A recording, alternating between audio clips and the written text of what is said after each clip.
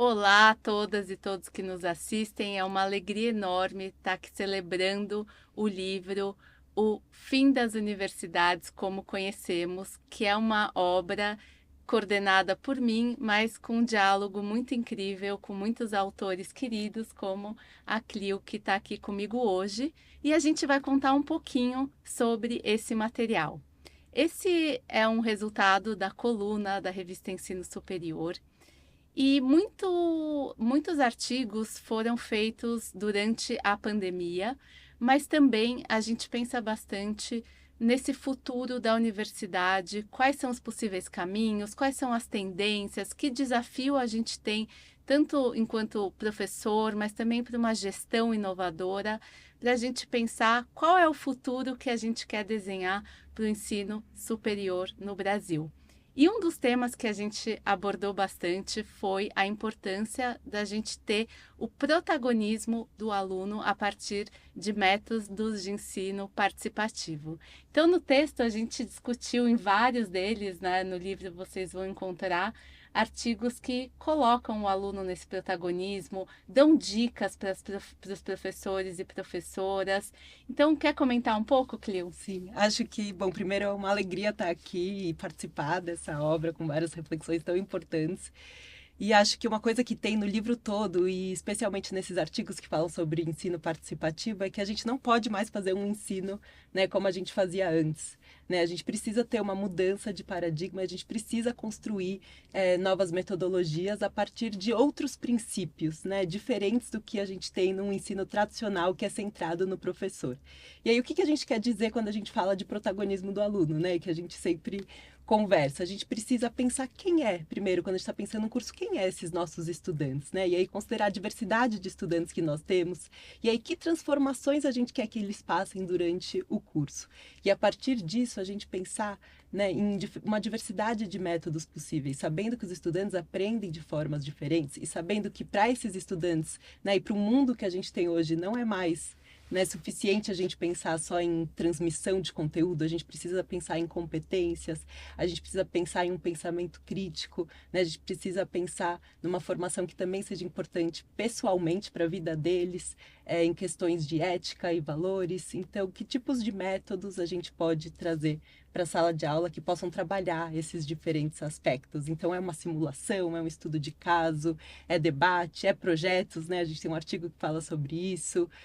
São diversas as possibilidades, né? E a gente trazer essa riqueza dessa diversidade para a sala de aula e valorizar a sala de aula como um espaço, né, de encontro, de construção coletiva e desse protagonismo dos estudantes para eles assumirem, né, esse espaço junto na construção de conhecimento, acho que é uma mudança de paradigma que está presente em vários dos artigos dos livros dos mais diferentes autores e acho que está muito ligada, né, a toda a sua trajetória também e a nossa que a gente vem trabalhando juntas. Sim, exatamente. Um ponto bem interessante que você traz, né?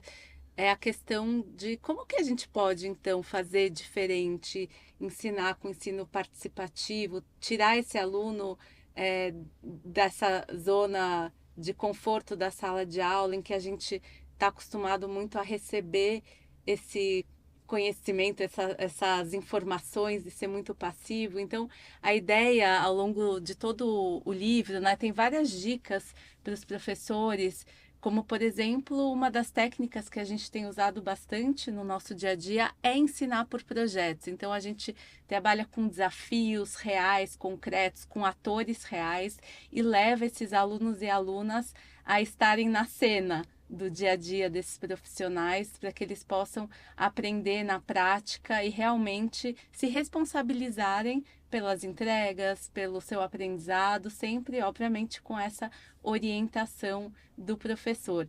E às vezes a gente sente ainda uma resistência muito grande das universidades de trazerem esse ensino participativo, seja porque existe uma certa resistência dos professores que falam, ah, eu preciso dar todo o conteúdo e não vai dar tempo, né? Então, um ensino muito conteudista, seja porque realmente a universidade, às vezes, coloca um plano de ensino muito fechado, com muito conteúdo. Então, um dos artigos que a gente fala é por que que as instituições inovam só na franja, por exemplo?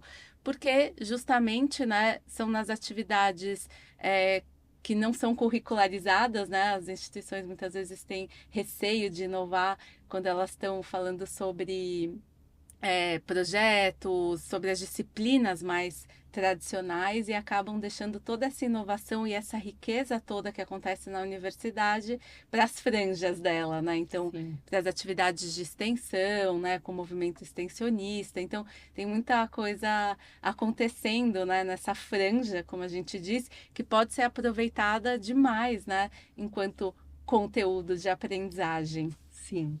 E eu lembro de um artigo no livro que fala justamente da importância, né, para trazer dessa inovação de uma forma mais institucionalizada para dentro da universidade, de ter um centro de ensino e aprendizagem, de ter reflexões continuadas entre os professores sobre os programas. E acho que uma coisa muito importante é ter uma conversa com os estudantes, né, como a gente passa a filosofia de ensino da universidade para os estudantes, né? Então, desde o começo, apresentar para os estudantes por que que a gente quer uma metodologia de ensino participativa, por que talvez trazer projetos, né? Então, acho que isso é muito importante trazer para dentro, mas também reconhecer o que está sendo feito na franja, né? E a gente até dá várias dicas para professores que queiram tentar inovar, né? E tem dinâmicas, né, e metodologias de ensino que são um pouco mais arriscadas se você está dentro de uma instituição mais tradicional, e tem algumas coisas menos arriscadas que podem ser implementadas aos poucos, né? E acho que é legal também ter essa reflexão em que instituição eu estou, como que a gente está vendo inovação e de que forma eu posso, às vezes, aos poucos, né, trazer essa inovação e onde eu posso me inspirar, né? E acho que o projeto, a metodologia de aprendizagem por projetos é algo que eu, pessoalmente, acredito que traz, né, uma grande inovação para dentro da sala de aula, porque quando a gente fala de projetos, né, de desafios, a gente não tem um resultado final claro, né? Os estudantes que vão construir esse projeto, então tem muito espaço para autonomia, para criatividade, para colaboração, para desenvolvimento de competências e também para multidisciplinariedade, né, que é algo que a gente vê pouco também, né, porque os desafios que vêm quando a gente, como professora, escolhe um desafio para projetos, eles não podem ser simples, né, eles têm que ser complexos e a gente até sugere, né, no nosso artigo que tragam essa multidisciplinariedade e para os alunos entenderem que na vida real, né, acho que é uma coisa que você sempre fala, os desafios eles não chegam de forma simplificada, específica em uma matéria, né, para nossa mesa. Então, são pontos que eu pensei de trazer, que acho que são muito ricos, que estão no livro, que acho que dá para cada professor, professora, olhando, né, os artigos, pensar que tipos de inovações dá para trazer e que tipos de reflexões mais institucionais também dentro da sua própria instituição.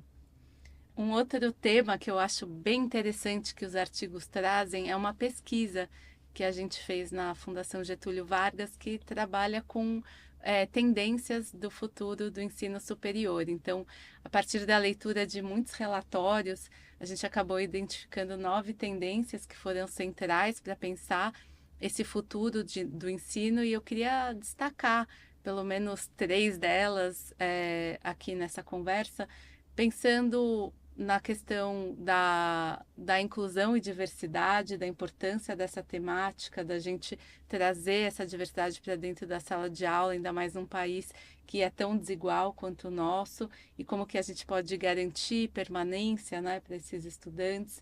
Outra tendência que apareceu bastante, que acho que tem sido um tema central aí dos nossos estudos e de muitos artigos aqui do livro também, é qual é o impacto da tecnologia no dia a dia desses alunos e dessas alunas, como que a gente pode criar realmente uma cidadania digital para os nossos estudantes, para que eles possam realmente ter uma visão crítica da tecnologia, se eles estão protegendo os dados de uma maneira correta, se eles estão usando o chat GPT com ética. Então, como que a gente traz isso para a instituição, para a visão do professor? Então, um dos eixos centrais, sem dúvida, é essa relação hoje que a gente tem com a tecnologia, e também como que a gente pode, a partir de tudo isso, ter um caminho que seja personalizado para as necessidades de cada aluno ou aluna. Então, se você quiser comentar um pouquinho dessa pesquisa, acho que tem Sim, achados bem sim. interessantes. Ah, essa pesquisa foi muito interessante porque a gente realmente mapeou, né, através da literatura,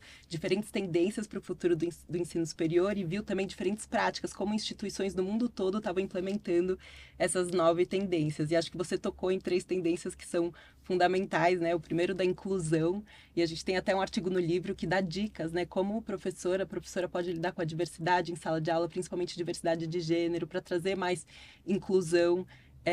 E dicas específicas, como fazer combinados, né, na sala de aula, trazer diversidade na bibliografia, acho isso muito legal. E pensar no bem-estar, acho que isso é uma coisa que veio muito nessa tendência, né? A gente pensa muito na performance e pouco no bem-estar dos alunos e como a gente pode cuidar dessas duas coisas juntas e como elas podem ser aliadas, na verdade, né? Então, acho que isso é muito interessante. E aí, o papel das novas tecnologias que você falou como um grande desafio, e até quando a gente pensa em trazer a tecnologia como ferramenta de ensino, né? E quando a gente fala de ensino híbrido, a gente discute muito, né? O que é melhor no presencial, o que é melhor no virtual, e como a gente usar ferramentas melhores para cada espaço e para os objetivos de aprendizagem que a gente tem, né? E a da personalização, que acho que é algo que a gente tem que cada vez mais pensar, olhar para as necessidades específicas e ter mais flexibilidade com relação a isso. E aí apareceram outras tendências que também acho que são muito interessantes da gente pensar. Então, o global local, né? Como a gente ter uma visão, trazer para dentro da sala de aula desafios que são muito locais, né? Da comunidade em que a instituição se insere, ou mesmo do país, mas também trazer uma visão, uma visão de uma cidadania global, né? Porque hoje em dia, até para se inserir no mercado de trabalho, mas também para pensar eticamente, as questões elas são muito globais, né? Então, como a gente trazer isso para dentro do curso. Penso também de trazer cocriação, né, para a sala de aula, e aí a aprendizagem por projetos volta aqui também, mas a aprendizagem pela experiência, outros métodos que estimulam a cocriação em sala. Se você lembrar de outras tendências que acha legal falar, pode falar também, mas eu acho que uma que para mim foi muito tocante também, pensar em liderança para transformação social, como a universidade faz esse diálogo com a sociedade, também traz um impacto social de forma reflexiva. E acho que para finalizar, uma tendência que para mim eu acho que é uma das mais relevantes é pensar numa formação integral, né? Que pense o aluno, a aluna, não só como no aspecto cognitivo, né? Mas também que pense as experiências de vida, as trajetórias, os sentimentos, trabalho e competências socioemocionais. E acho que isso é algo que a gente tem visto cada vez mais como uma tendência importante para o futuro do ensino superior.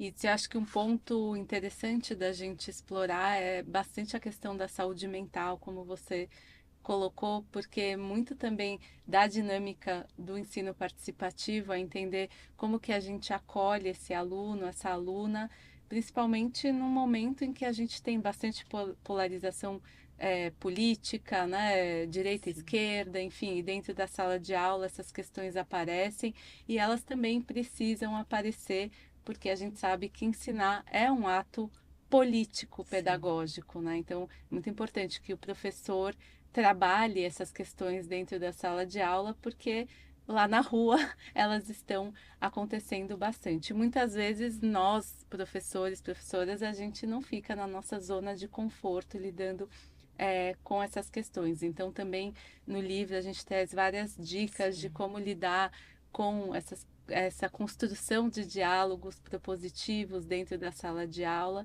que podem ajudar no dia a dia da escola. E com isso, a gente vê muito material, muita riqueza em todo o livro. Eu queria deixar aqui para que todos curtam, baixem e compartilhem esse material. Muito obrigada. Obrigada.